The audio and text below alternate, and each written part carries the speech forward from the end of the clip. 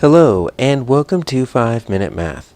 Today we are looking at the Algebra 1 concept of recursive sequences. This is standard A.12C in the great state of Texas, and we are using item number 22 of the 2017 released STAAR test. If you haven't done so already, please go ahead and take a moment to pause the video, work this problem out on your own, unpause it, and we will look at our answers together.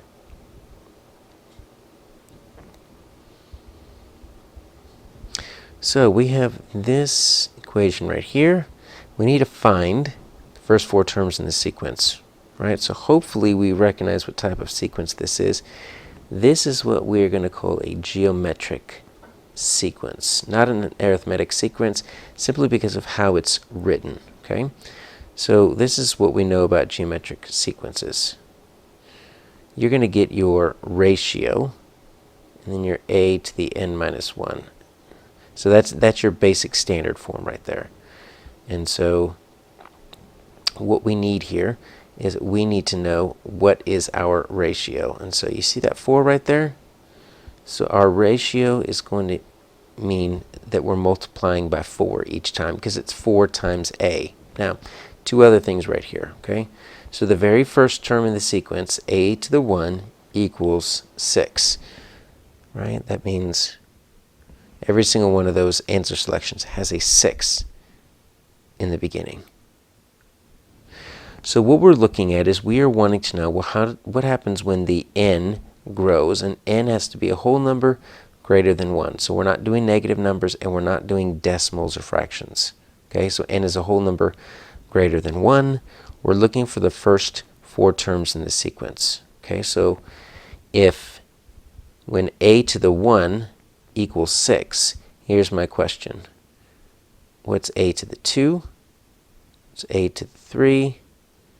What's a to the 4? Because that's really going to be these terms that we're looking for. We're just looking for the first 4 terms. We already know the first one. Well, we know all that.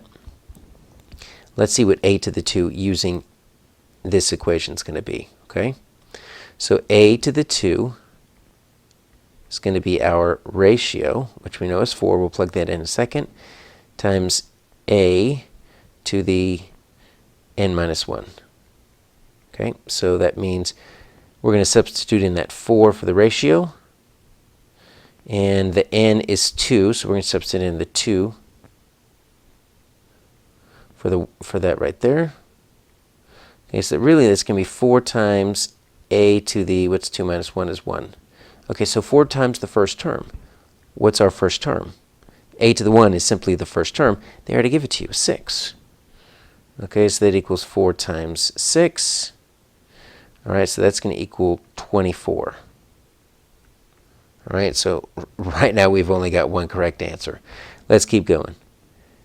The third term, a to the 3, is going to be your ratio times a to the n minus 1. All right, our ratio still staying at 4. That hasn't changed. A to the 3 minus 1. Okay? So now we're going to do 4 times a to the 3 minus 1 is 2. So we need 4 times that second term. 4 times 24. Well, guess what 4 times 24 is going to be? You can do it with calculator, but hopefully it's 96 because that's our only option, correct? So then we'll finish it out with a to the 4, but hopefully we see where this is going. We're going to do r times a to the n minus 1. So our r is still the 4. Our n is 4 because we're looking for the 4th term, which means we're going to take our ratio of 4 and we're going to multiply it by the previous term, right? A to the 4 minus 1 is a to the 3rd.